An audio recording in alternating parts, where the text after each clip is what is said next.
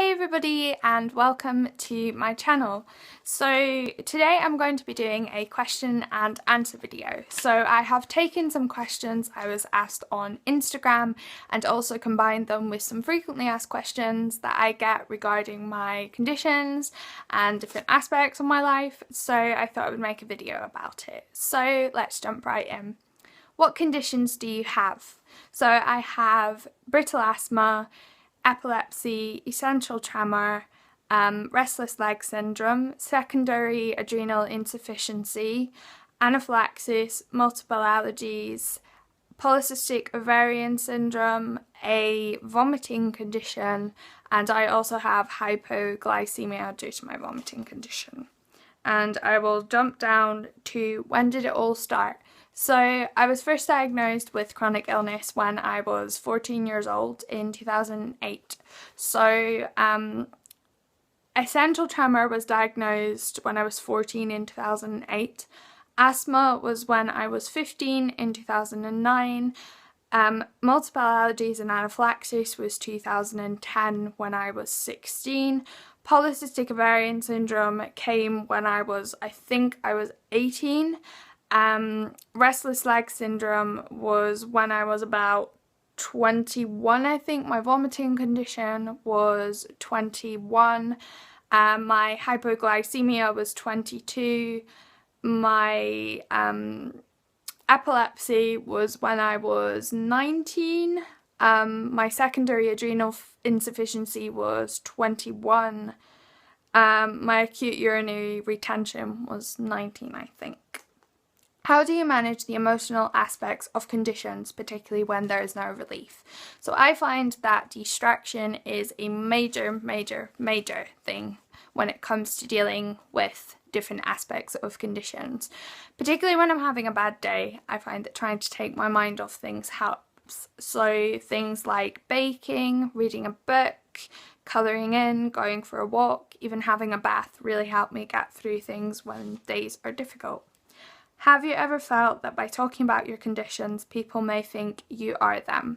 So when I was first diagnosed with chronic illness, I avoided talking about them to other people because I hated thinking that people would judge me because of me talking about them.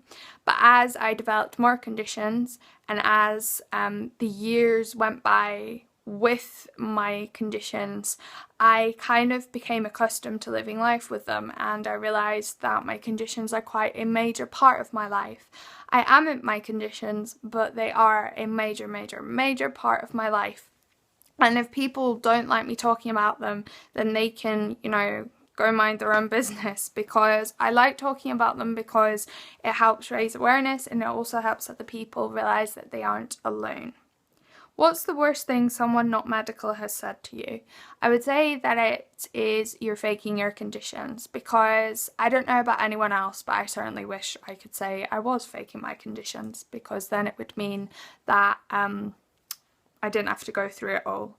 Which condition do you hate the most? I'd say it's my vomiting issue, because I love food, I love eating, and that just makes it really awkward. How long have you had a feeding tube for? I've had a feeding tube since April 2015. I had one April to July and then September to the present. Have you ever passed out from low blood sugar? And how do you increase your blood sugar? So yes, I have passed out from low blood sugar. I have had 2 different lots of hypoglycemic seizures, which are absolutely terrifying. But that was before I had the ability to check my blood sugar. So now that I have the ability to check my blood sugar, I increase them by trying to eat, having a NG feed, or taking a glucose tablet. Why do you have a feeding tube? So I have a feeding tube because I have the inability to keep oral food down. It's not something that's within my control, it's completely involuntary, but yeah. If you could give one piece of advice to someone newly diagnosed, what would it be? It would be that not every day is going to be a bad day.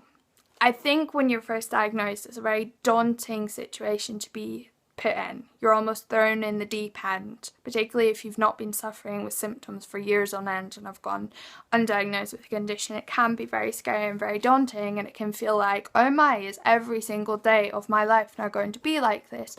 But the reality is you do have good days and you do have bad days, and it's about trying to make the most of the good days you have. What things have you achieved despite everything? So I did 2 years at an on-campus university. I finished high school. I did a 7-week-long summer school after high school. I am currently doing Open University. I've passed various exams in musical theatre and drama.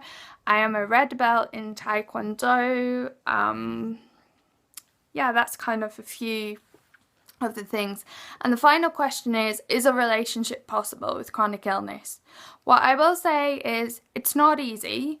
It's definitely far from easy, but yes, a relationship is definitely possible with chronic illness. You need to find a very particular type of person because not everyone can deal with the ups and downs of conditions. It's just not for everyone. But there are people out there. They're like diamonds. They are absolutely amazing people who are with you no matter what. So thanks for watching my video, guys, and I'll see you later. Bye!